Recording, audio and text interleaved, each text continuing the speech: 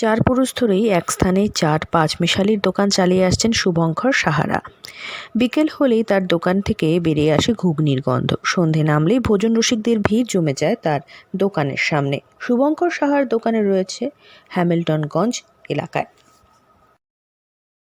দাদা, এই যে আপনি চাট বানাচ্ছেন, এই যে ঘুগনি, এটা আপনি কখন বানাতে শুরু করেন? এটা সকাল থেকে তৈরি হয়, আমাদের বাড়িতেই তৈরি হয়, মানে ফ্যামিলি সবাই হেল্প করে।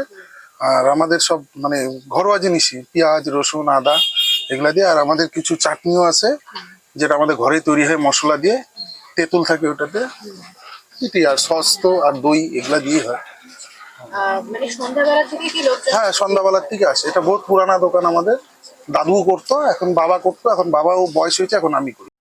প্রায় ৮০ বছর আগে এই এলাকায় দোকান গড়ে তুলেছিলেন শুভঙ্কর সাহার প্রপিতামহ।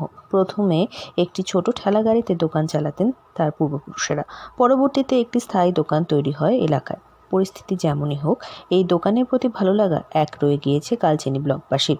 বিকেল হলেই দোকানে ঘুগনি তৈরি করতে দেখা যায় শুভঙ্করকে। ঘুগনির গন্ধ পেলেই ভোজন রসিকরা অদ্ভুত এক টানে চলে আসেন দোকানের সামনে। এই ঘুগনির চাট বিখ্যাত এই দোকানে। ঘুগনির ওপর পাঁপড়, মিষ্টি টক চাটনি এবং টক দই দিয়ে পরিবেশন করা হয়। পাশাপাশি ৫ ধরনের শস্য দিয়ে মিশালি চাট তৈরি হয় এই দোকানে।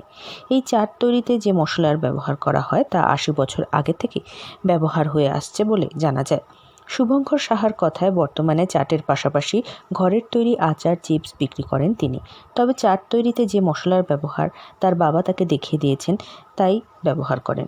শুনেছেন তিনি তার পূর্বপুরুষেরাও এই মশলাই ব্যবহার করতেন। তার কথায় পুরনো স্বাদের টানে ছুটে আসেন দূর দূরান্তের মানুষেরা। বিকেল থেকে শুরু করে রাত ৮টার মধ্যেই শেষ হয়ে যায় তার দোকানের তৈরি সমস্ত খাবার। আলিপুরদুয়ার থেকে অনন্যাদের রিপোর্ট, লোকাল 18 বাংলা।